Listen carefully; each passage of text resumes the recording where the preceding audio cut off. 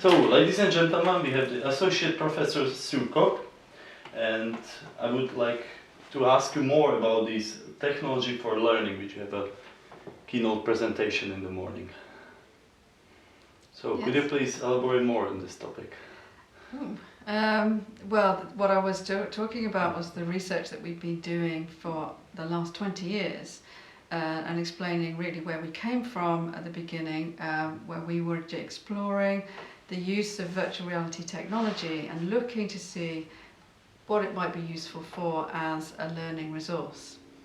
And we worked with a variety of schools with children with different kinds of learning needs, and we were exploring what potential there might be for using 3D interactive simulated environments.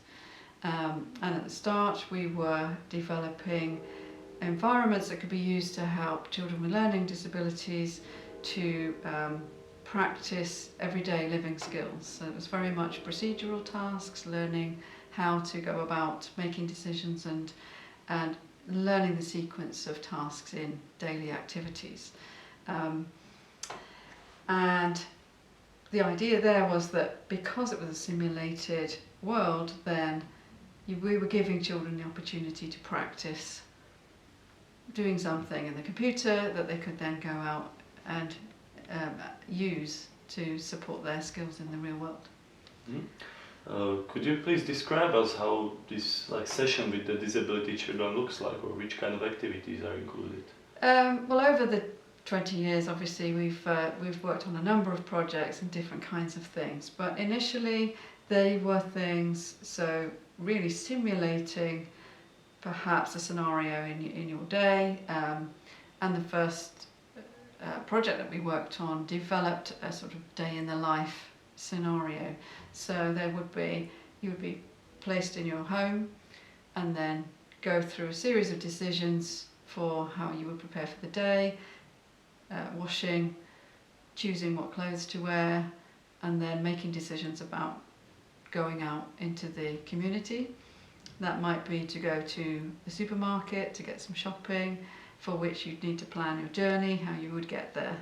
And so then you would actually execute those decisions by going out of the house, going down the street, crossing the road, catching a bus, getting off at the right bus stop to find the location you were at, going into the supermarket, finding the items on your shopping list, paying for them, going home. So there's a series of activities based on where you were located in the virtual world.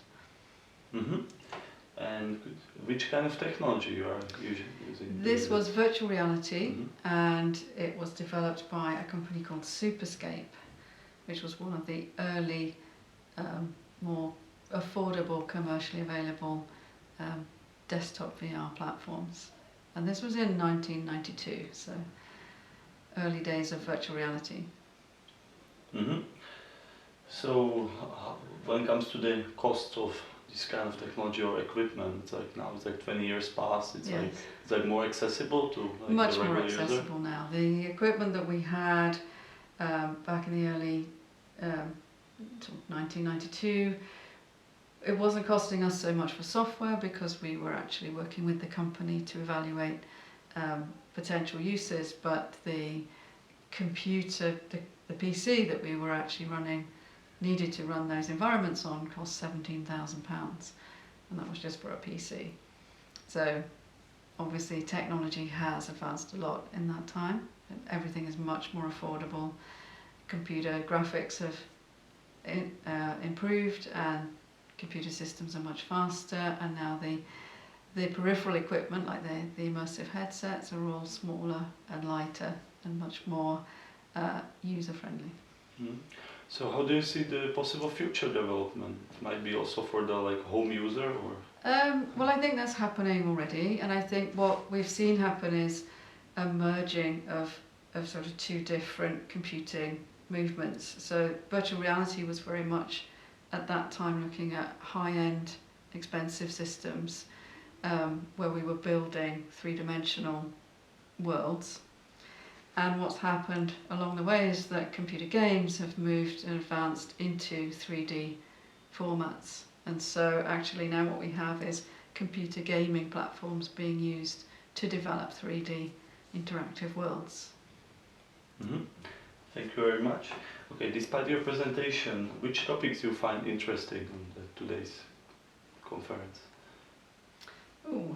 I think what's interesting is the variety of presentations that we get at ITAG, with obviously the common theme about gaming technologies, and they come obviously different platforms, but the interesting thing is that people are using them in different ways for different audiences to support different types of learning. So it's difficult to pick on any one in particular, but I think it's the variety and the rich mixture of different interests in the community that is interesting.